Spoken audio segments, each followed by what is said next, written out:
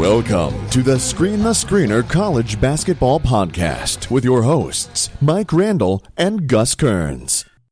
The truly great coaches can win in a variety of ways. They can adjust.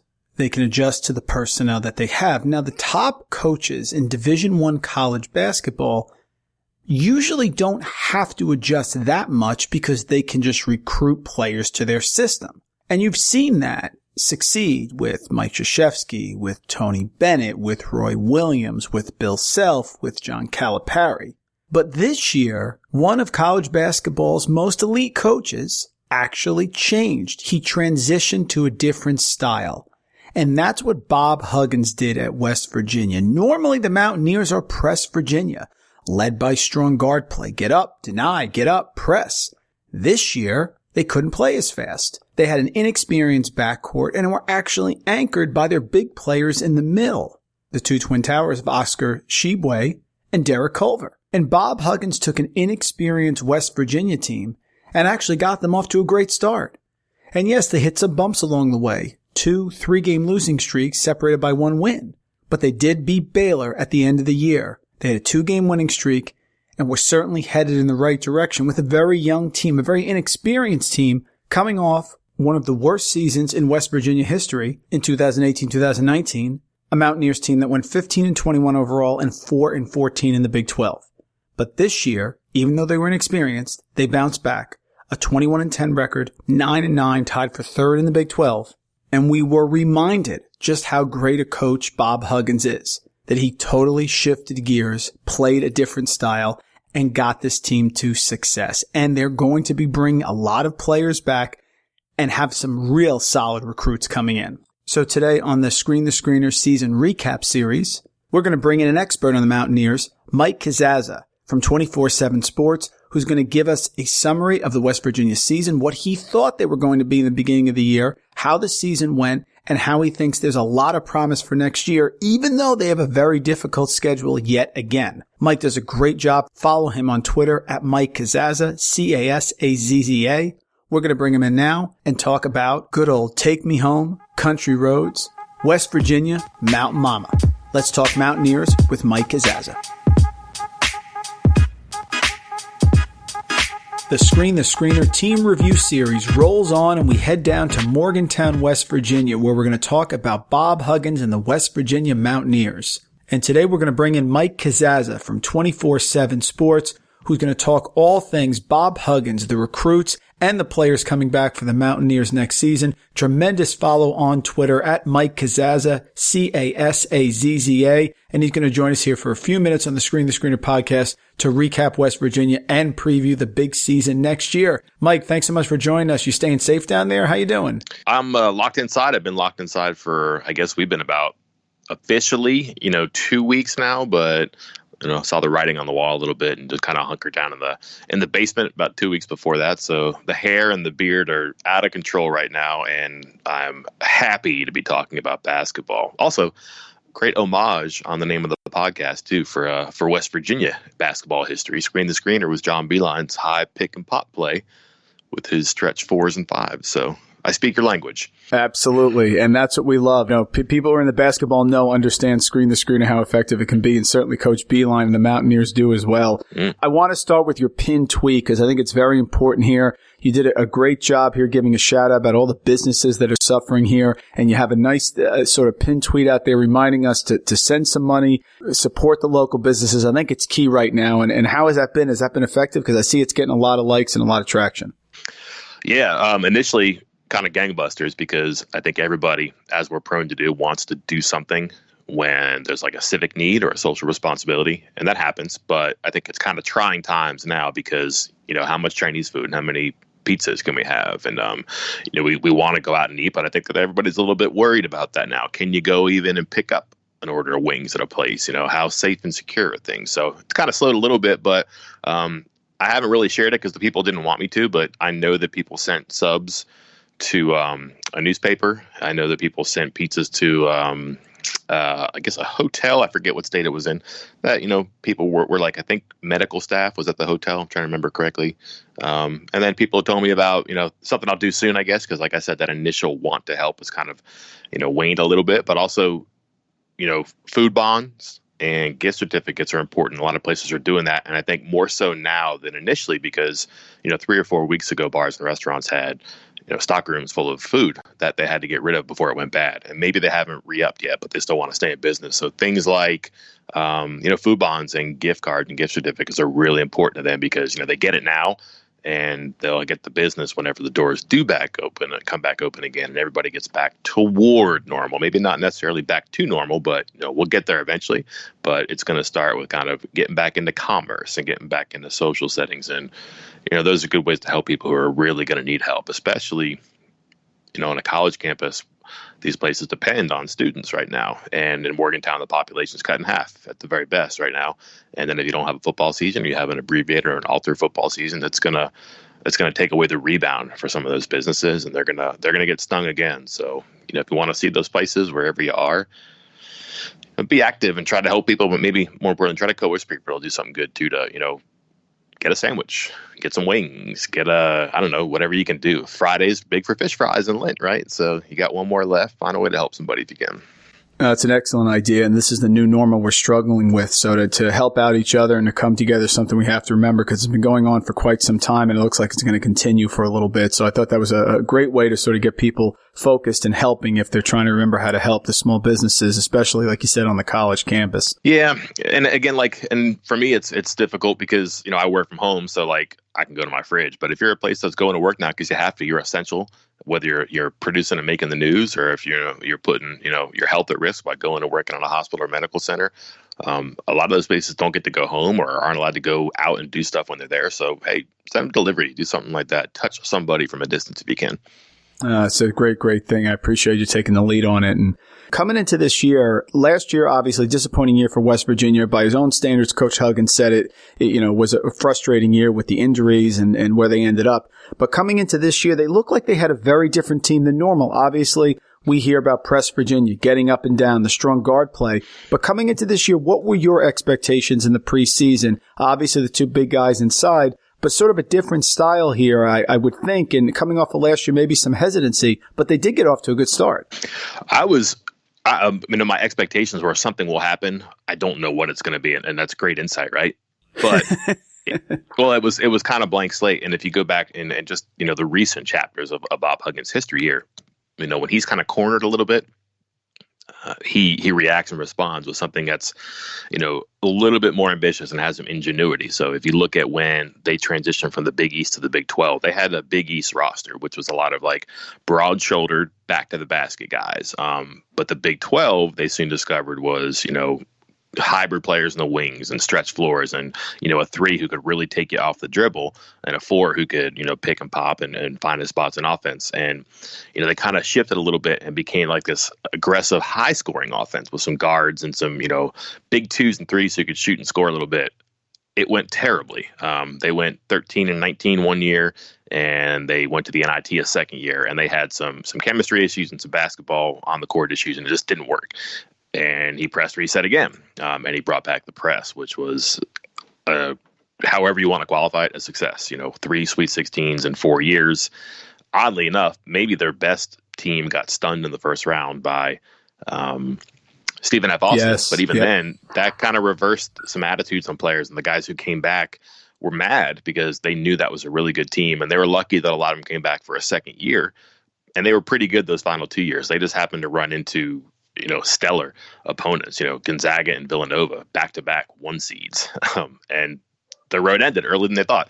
But that kind of faded a little bit, and they had the worst season in school history, no exaggeration, in 2018, 2019, the most losses ever. And Bob Huggins did not want that to be on his resume for very long. And he kind of retooled things again and brought in a lot of guys. And then, his reinvention, so to speak, from, similar to the shift from the Big East to the Big 12, and then from, what he was doing to what he did with the press, kind of shifting gears and getting back into the speed and the lane he wanted to. He went big this year. I mean, they had an enormous front line at times. They always had guys who were long and tall at different positions. I wanted to see how it worked. I was always curious how in 2019, 2020, you're going to play with some space eaters, guys who were 6'9", 6'10", 250, 260. How was that going to work? Didn't work out very well. But I was curious, how do you play with two really aggressive fours who are going to rebound and who don't stretch and who don't have a lot of offensive gifts and really have never played next to or with someone much like them? And it was fun to watch, and they went through some high spots and some low spots. But as a purist or as an observer, if you take away wins and losses and the hopes of your team that you root for, it was kind of fun to watch him pull the levers and to watch the players try to figure it out on their own. And that's kind of what I expected. It would be a lot of, trial and error, ups and downs, peaks and valleys, whatever you want to say. Sad part about this is that maybe they figured it out toward the end, and we'll never know. Yeah, very true. And I was with you. You always believe in Coach Huggins, always believe in West Virginia, great home court advantage. So they started off fairly strong, 11-1. The big win over Ohio State, I was very impressed because Ohio State was playing well. I thought they were going to have that game. That was a great win. But then as the season went on, of course, they had a 2-3 game losing streak separated by the Oklahoma State win. But then, like you said, at the end, they beat Iowa State away, and then they beat Baylor at home. So take me through that. At the beginning of the year, I almost wasn't, Micah, a believer. I said, how is he going to do this? The backcourt isn't great.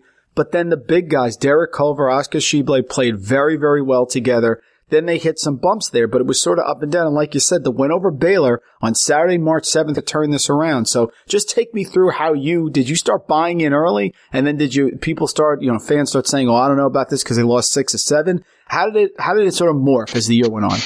Yeah, everybody wants to believe in the dream more than the reality, right? So when they go 7-0, and their 7-0 was kind of sneaky good. They beat Akron, which is a good team. Northern Iowa, yeah.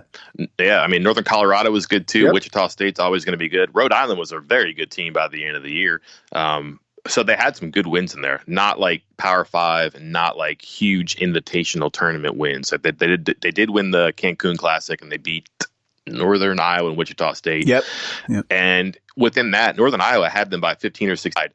Exploded. And you're thinking, oh my gosh, Tshiebwe is this McDonald's All-American. Culver has an NBA talent. They have, perimeter players who are doing very well. They have the wing guys who are doing well. Here's another piece of the puzzle we hadn't thought about. The problem is that they went to St. John's and just played a bad game and lost. Right. And I think that was the first time that you just kind of realized, all right, team is mortal. And then they rebounded. And again, good wins. Austin P and Nichols, I believe, which were good mid-major teams. And then they just had a weird spot in their schedule. And I think people forget this, but from December 14th through like the new year, they played twice. They played twice in 2 weeks. One was a weird neutral site game, and one was Ohio State. So in about, I forget what it was, but in about like 20 days, 25 days, they played 2 games. And I don't know they ever got a rev back up quite like they had. And I think that was an unfortunate part of the schedule, which you just couldn't do anything about because of the semester break and holidays and all that. But I think that was one reason that maybe they did kind of slide a little bit because, they had that great Ohio State win, which I think people forget. Ohio State's offense at that point was rolling. Absolutely. Was just about as good as it gets. Very efficient, very effective, and then just fell victim to West Virginia's defense, which that's when you're like, all right, they got it back. But after that, they had a weird 2-game road trip against Kansas and Oklahoma State, lost to Kansas, and just played an ugly game against Oklahoma State. But got back home for, I think, 4 games out of 5 and had 4 wins out of 5 games. But what happened was they lost that game at Kansas State in between. They lost to Texas Tech. They lost at Oklahoma. They lost to Baylor. They lost to TCU in overtime. And there's some games there you just can't lose if you're going to be an upper echelon team. And all of a sudden you have a team that loses 6 straight games on the road. And when a thing, lowercase t, becomes a thing, capital T, teams go one way or the other. They rally around it and they defeat it, or they cower. And this team had a hard time getting over the hump, and it became a thing that not can they win over the road, can they win on the road, or if they'll win on the road, but like what's wrong with them at large? Playing on the road is difficult, especially for a team that's just not as experienced, and West Virginia wasn't. And they took some bad losses, come from ahead losses, blowout losses. They got boat raced a few times, but fought back. But just, you're wondering, why can't they avoid that 10-minute rough patch? Why are they going, 1 for 16 every game on the road at a critical point? But the weird thing is they get a win in Iowa State, which isn't impressive, but it was on the road. They come home, they play Baylor. Baylor's really good. They win by 12 or 13 points. Kind of reverse what happened at Baylor. And you're saying maybe this is just a home away split. And by the way, there's no road games in the tournament. So you're going to be on a neutral floor, and West Virginia's going to play close to home of the tournament. And you start thinking, hey, maybe they got it turned around, because they had some good individual performances. They had some good metrics where it sounds weird, but like if West Virginia shoots 45%, 48%, yeah, they got a good chance of winning because they're accustomed to like 40%. And if you get just a couple more baskets a game or a couple fewer empty possessions, it changes things around for them too. But, on the whole, a young team that just had different guys go in different pits during the season.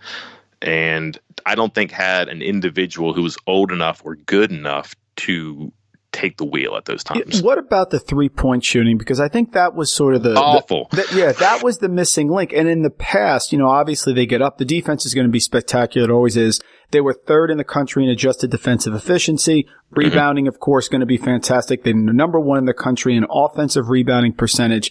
But in the past, maybe the free throws have struggled a little. And this year, again, 64%. That's 334th in the country in D1. But the 3-point shooting was the part with me, Mike, that I hesitated to buy in, because you figured that at least if they could bang some threes, they could maybe have a run. And like you said, they're always going to play defense. The rebounding was solid. It was just they were unable to generate solid offense. And usually there's a guy or two who can do that. It seemed like they were really missing that this year. Yeah, and they went out and this is not a new story for West Virginia. Some of their worst seasons in school history are within the past, 5, 6, 7 years from the 3-point line. This is something they always try to cure, and they never find it. They never find the people. And what was optimistic or auspicious, or I don't know, but in the preseason, Bob Huggins said that with the collection of shooters he has in the roster, there's no way they're all going to be off on the same night. Wow. And I remember sitting in the room saying, we're going to write about that in February or March. I know it because, and that's what happened. They were just bad at it. I don't know how to say it. And then adjectives aren't fair because everybody knows how bad they were at it. It just didn't make a lot of sense because, they had two of the top shooters/scorers from junior college basketball last year. If you're going to go out and try to fix your 3-point woes, you're probably better served to do it with somebody who has some experience in the college level. And they got two junior college guys who could really fill it up. And Taz Sherman and Sean McNeil just didn't do it. Not consistently and not regularly. Toward the end of the season, McNeil, who missed some time with the flu, he took some I don't want to say a couple of games. I'm trying to remember exactly in my head, but to get his legs back and to get his body mass back into practice and be effective. And he was doing better. Sherman, they finally said, just give this guy the ball and let him cook and see what happens. And it kind of worked a little bit, but those are guys who should be at and around 40% and who are at and around 30%. That can't happen. And some of their other guards, Jordan McCabe and Brandon Napper, those are kind of, hybrid point guards. They're not really point guards. They were kind of like high scoring point guards, but the best player on their high school or their prep school teams, and just didn't make shots. Emmett Matthews, who had a really good start of the season, and within, 6 or 7 games at the start of the season had made as many threes as he did all last year, just went in a prolonged slump. And they don't have guys who can come out of the front court positions and fool defense and make threes, which is problematic because, if you're going to be a team that is going to play two big guys, spacing is critical. And if you can't scare teams away from the shadow of the basket with a Chase Harler or any of the guys that we just mentioned, it's going to make life miserable in that arc around the basket. And the arc around the key was what killed West Virginia this year. They could not discourage teams from packing the paint and from just diving from the perimeter to Tshiebwe or Culver and making things difficult for those two guys. And it just became a huge thing. And it would have been worse, but it's a team that just stopped shooting threes. 4 for 11 I'm looking at now against Baylor, 5 for 15 against Iowa State. Those are 2 wins. And if you go to other games, 3 for 11, 2 for 16, 6 for 15, they stopped doing it because they realized they were so bad at it. Let's look at the big guys. You mentioned them. I love as a fan watching teams that have a unique style or unique talent, and they certainly do. In college basketball today, it's usually 4 out, 1 in. A lot of guys who shoot, maybe one big guy inside. They have 2 major forces inside who are both coming back, which I don't know if that surprised you. It surprised me. Oscar Tshiebwe, Derek Culver, talk about them and their impact. And honestly, they can be, if you can get some shooting next year, they could be really dominant. Yeah, let's caveat the coming back. Huggins has kind of walked that back. I don't know exactly the specifics of the conversation he had with whomever reported that, but I've had conversations with them, and too soon to tell is one of the things. Okay. The situation we're looking at right now, who knows? I mean, who knows? Like, are they going to have a regular preamble to the draft? Doesn't seem like it. How can you do workouts? How can you do in-person interviews? And that's going to be important. And I think to the benefit of Tshiebwe, who has a golden personality, and Culver, who I think people look at and don't realize he's as smart on the floor as he is and understands the game as well as he does. He's a really bright kid, great student too. And I think that those guys would be, elevated in some war rooms if you got a chance to sit down with them one-on-one. That's not going to happen now. They probably don't realize that also because, of course, Culver had the academic issues beginning of last year, right? But you're saying that was sort of an anomaly. He's a pretty good student. Great student, yeah. Okay. I mean, he's academic honor roll, star athletic director honor roll, things like that. His GPA is pretty good. I mean, and also he's on an extremely short leash. If he screws up, he's probably gone. So, but anyways, there are guys you gotta know to know. You may not have that chance right now. And then, I'm not sure either one of them has offensive skills that are beyond what we saw on the court this year. So I'm not sure workouts are going to help them. But if you don't have that run up, come back to school for another year. You can do it. And I think they both can, but I just don't think you don't know right now. And, are you scared about the prospects of not having a college season? Maybe it's a chance to get some money and go pro right away if you're going to eventually be in professional basketball. But where are you playing? Who knows, right? So We'll see on that one. But I do think you're right. If they get shooters around them, that's fine. And I'm kind of the school that you take your best 5 guys and you play them as much as you can and just figure it out. And I think if you look at what happened this year, you say, well, that didn't work. All right, it didn't work, but are we saying that the plan wasn't right or the execution wasn't right?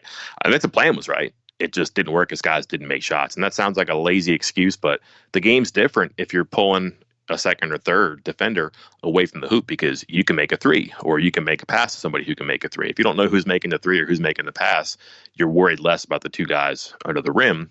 And that was a problem for this year. They just couldn't get out of that. So if they can find the shooters, which is kind of a perpetual quest here, those 2 should be liberated and should be dynamic next year. Culver also is a really good passer too. And the word is that Tshiebwe is a better shooter than we maybe saw during the season. So there are things that they can even do within that plan individually that can help them help themselves. Definitely. And you talked about Miles McBride, the freshman, really came on at the end of the year and started strong as well. It was the middle of the year where he kind of, maybe freshman typical middle of the season, but had 21 points in the big win over Ohio State, had 22 points against Texas Tech, and then ended the season 3 straight games, 12 points or more there at the end. His development, I think, is going to be essential because he could be a guy who could really elevate you next year with 1 year under his belt coming back as a sophomore. Yeah, a guy who played at a great program in Cincinnati and was just kind of a guy who would have been a better recruit, but he missed his junior year. He hurt himself playing football, and he would have been one of those top 100 guys, top 150 guys, but he was off the radar for a year, and he committed to West Virginia when he was hurt, and he was great as a senior. And if it wasn't Huggins and if it wasn't West Virginia, surely you would have had teams pounce. Granted, recruiting in college basketball is not like college football. There's a gentleman's agreement. You pretty much stay away when a guy's committed. But I think he would have had a lot more attention, a lot more possibilities if he had been uncommitted. And maybe he ends up in Ohio State, which he was a big fan of growing up. And I believe his mom was an athlete there too. So they really got one there that they thought maybe they wouldn't get, and he became a good player. Trouble is he's not a pure one. And again, Huggins has a thing where he likes to get combo guards and guys who can do different things, but his evolution is going to have to be ball handling and decision making and entering the offense, because they really had a hard time with that with Napper or McCabe or even Jermaine Haley, who's really like a 6'8", 6'9" guy who can play point guard, and they don't want that. He got shut down a little bit because his shot kind of faded from a little bit. He was getting over the ball. He wasn't staying under it. His elbow was kind of goofy. And they took him to the shot doctor and tried to figure out how to get it going. He kind of did a little bit, but teams watch film, and everybody took away his shots to the left. If you watch him against Ohio State when he was really good, if you watch him against, we mentioned that Northern Iowa game in the Cancun Classic, going left. He's got a pretty good mid-range game that for some reason, a right-handed guy, he feels comfortable going left. Well, that gets out a couple times in scouting reports, and then one team does it, the next team sees it, one team sees it, 2 teams did it, and it becomes a thing. And he kind of struggled with that a little bit, but he got out of it. He kind of found ways to get to the foul line, to use the other side of the floor to cut without the ball, and became more effective at the end of the season. And now players coming in here at the 247 website, 3 have already signed. Isaiah Cottrell from West Virginia, local guy. Taj Thweet up here in New Jersey that we know a lot about, and Kedrian Johnson. Talk about this group. That's two forwards, a small and a power forward, and of course the point guard coming in. With McBride returning, I would think you should get some production out of these guys. Yes, probably the expectation is all three of those to contribute. The trouble is that you're going to look at a team that is going to have 12, 13 scholarship guys again that they all want to play. How do you fill those minutes up and spread them out? And how do you get those guys, newcomers, acquiescing and contributing right away? That's going to be a hard thing to do. I think this year Huggins realized that he probably played too many people or he gave some people too many minutes. That's going to be addressed in the future. I don't think he's going to suffer hard feelings or hurt feelings with people, and he's going to put his best, 8 guys into the game with a concentration of minutes, which means 5 guys, 4 guys are going to be left with crumbs. So that should be good for competition in the preseason. How do you sustain that in the regular season? Don't know. Cottrell's interesting. He's kind of like a 6'10", 11 guy who's he played out west. He played in a prep school in West Virginia, so he's talented and he's big, which means you got another guy who's big and talented on the floor. How do you do that? He's a better player than Logan Rout, but he's a different player than Logan Rout. He's kind of a stretchy player, maybe a more athletic perhaps than the 2 guys who are going to be back just because he's rangier. So he's a compliment there. He's not the same player. He's a different one. Thweet, I think, is going to be great. The story goes that when he saw our rankings for the players in New Jersey, he told our guy at our site, Chris Anderson, "You're nuts. I'm the best player I'm the best player in New Jersey." I like that. Yeah. That's a little swagger from the Garden State. And then he went out and did it. And what I like about him is he's positionless. He's not a 4. He might not be a 3. He's not a 2. Is he a guard? Is he a forward? What is he? He's a slash. He's going to fill in different things. And it seems like he's got a real edge to him, not only with his confidence and his trash talk to our reporters, but also like he goes out and plays hard. He just doesn't have a great jumper. He's not a 3-point shooter. He's not polished in the post, but all of a sudden you look up and he's got 26 points and 11 rebounds and a couple assists and a couple steals, and he's dominated the game. And that's a guy that knows how to play basketball. And Huggins loves those guys. Kedrian Johnson is another one of those junior college guys who did a lot with the ball because he was one of their better players. Again, is he a 1? Is he a 2? No, he's a 1 and a 2. How is that going to work? I'm not sure he solves a problem at point guard, but he gives him a chance to have another shot maker, an offensive player in the backcourt. And then, one thing we don't know is there's a blank. They have an open scholarship because Brandon Napper transferred. Yep. What do they do with that? And that's what's fascinating here because it's late in the game. Recruiting is, on pause right now. Do you get a transfer who sits out a year and develops because they really like this core of players? Do you get a guy who's like a 6'10" guy who's 185 pounds, but man, 2 years in a weight room, you let him redshirt 1 year, you let him play a little bit his second year, and then let's see where he's at 3 years from now. Is he a good guy for you as a 4 or 5? Do you get a point guard as a grad transfer who's available right now? Do you get the best shooter out there because shooting is such a need? Don't know. I don't even think they know right now because everything has been stunted so much by this pandemic. But that's going to be something that has to happen fast and has to be an effective addition because they have a chance to be really good next year. Mike, we really appreciate a few minutes. Just one more question, then I'll get you out of here. People don't remember, if they looked at the schedule this year for West Virginia, they were the 2nd best strength of schedule in the country and the 4th best non-conference strength of schedule. Now, they've released the non-conference opponents for next year. Looks tough again. They're going to have small schools that are strong, like a Stony Brook, Bowling Green. They're going to go battle for Atlantis, of course. Big 12 always has tough battles. They're going to have a Big East, Big 12 battle next year on December 5th, December 6th. Purdue, of course. Miami, then the SEC Big 12 Challenge. So they're loaded yet again. That schedule really sort of prepares them well. And I would think with the big men coming back, the experience, and like you said, 12 scholarship players, this is a team that if they get some outside shooting, they get some quality guard play, they're going to be battle tested and ready for a deep run in the tournament again. Yeah, we haven't even mentioned Jalen Bridges. That's a 4-star guy who redshirted last year. Yeah. He enrolled late, but a year early. He thought he prepped 1 year, but he's a guy who can make threes, they think. And he's like 6'8", so that's a game changer, almost like a recruit too. But yeah, they're going to have 13 guys, and they're going to have to get in somehow because they're all talented. So we're talking about the schedule they had this year. And you rambled off the metrics there, and we talked about the teams that were on there: Pitt, St. John, Northern Colorado, Northern Iowa, Wichita State. None of those are powerhouses, right? look at their schedule this year.